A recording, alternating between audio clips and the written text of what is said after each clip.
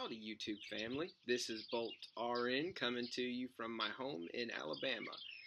Today I'm going to talk to you about travel nursing and more specifics about it, how you get into it, what life is like as a travel nurse, how you take new contracts and new assignments. So my first point is about needing to be an LPN or an RN.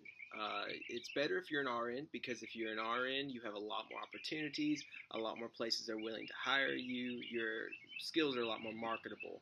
But LPNs can travel too. There's just a little more limited on the pay and the locations.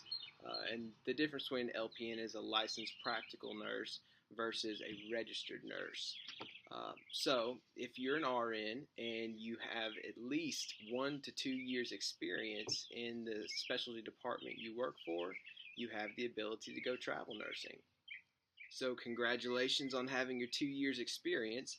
Now it's time to travel. The next step is you have to find yourself a travel agent.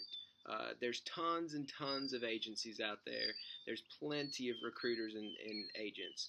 They will probably come knocking on your door before you come knocking on theirs. But if you're trying to find them, some good sites that I like to use is Medical Solutions, Fast Staff. I've used Cross Country Nursing before. Those are all reputable sites, and they have some pretty good agents. So once you find your agent, they'll line you up with all the hospitals in the U.S. that are needing a travel nurse at this time, and one that fits your specialty.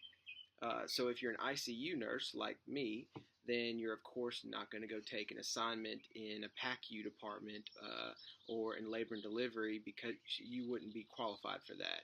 But if they find you a position in an ICU and that's what your specialty is and you have 2 years of experience in it, then they can hook you up with that hospital. And so after they submit your application to that hospital, the hospital's management will call you and interview with you.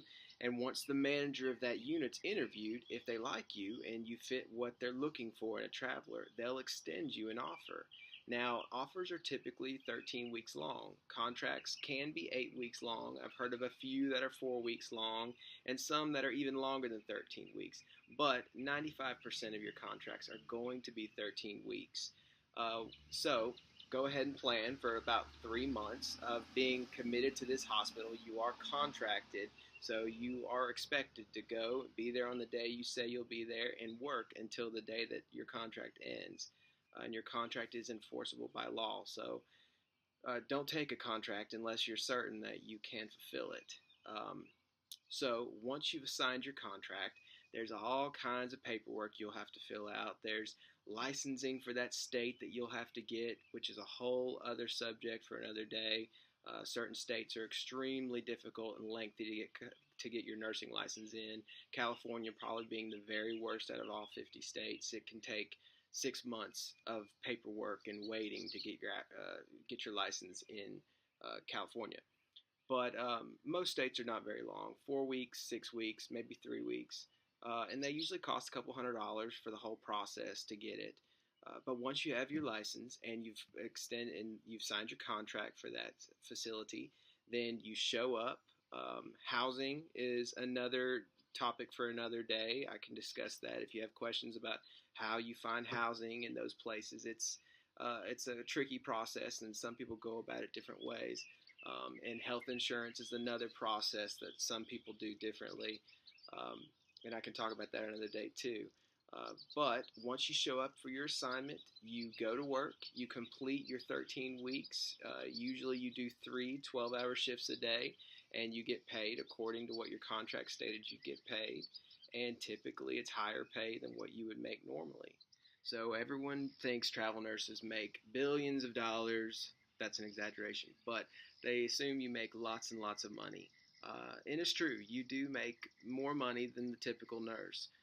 But there's all kinds of other considerations to factor in, like the fact that you're only taking a 13-week contract. So after that 13 weeks, you're probably not going to start your next contract a couple days after that 13 weeks ends. So you may have to take a week, 2 weeks, 3 weeks off in between contracts before you start your next. That's time you are not getting paid. So therefore, at the end of the year, that's time that you were not paid for to be working, and you're not earning income. So you have to factor in things like that. You have to factor in there is no sick time or vacation time as a travel nurse. So if you are sick and you have to stay home, the hospital may even penalize you money. Not only are you not getting paid for that day like you would as a staff nurse with your sick time or paid time off, people call it PTO, you actually owe the company money because they expected you to be there that day and you owe them reciprocal money. So those are some considerations to factor in when you're talking about pay and salary of travel nurses. Another thing is that your taxes are different as a travel nurse. You aren't going to be taxed the typical way that they tax you as a staff nurse.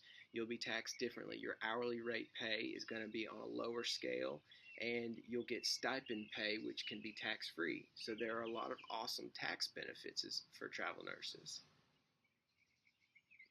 So, and yes, this is sweet tea. This is the South. So those are all things to factor in when you're talking about pay. Um, Real talk, I have made between $1,700 in a week up to over $3,000 in a week as a travel nurse. Depends on the location you're going to. Depends on how desperate the hospital is for you. Depends on your specialty. Sometimes labor and delivery nurses make a ton of money for some reason. They're a specialty department that gets paid a lot. Sometimes CV ICU nurses make a lot of money. I can do CV ICU, and so sometimes those contracts pay a good bit. But those are all considerations.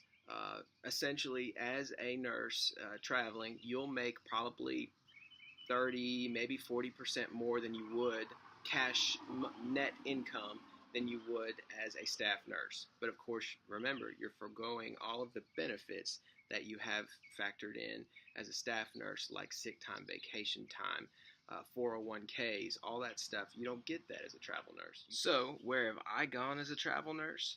I've been up to Connecticut. I worked in Danbury, Connecticut, up right across the line of New York, the state of New York.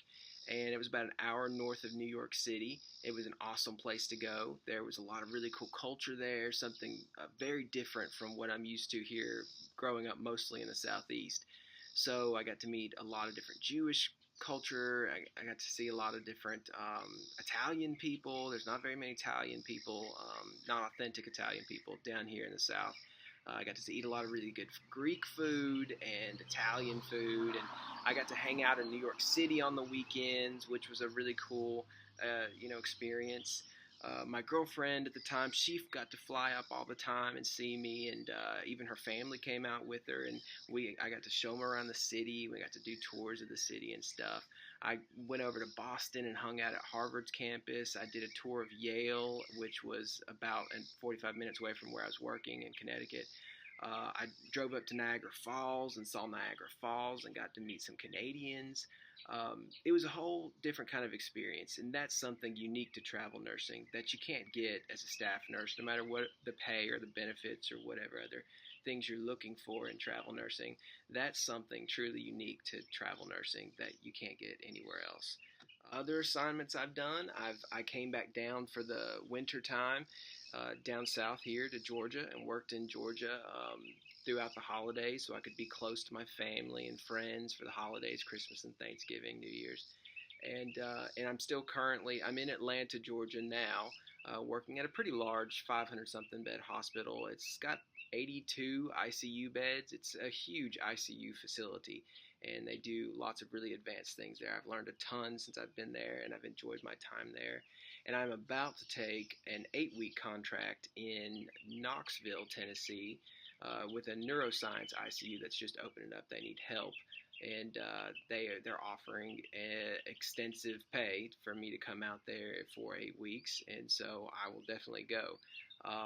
The pay, I was going to go to Washington, D.C., which had a very nice, lucrative contract, but this contract ended up actually paying even higher, so I stayed here local for at least 8 weeks.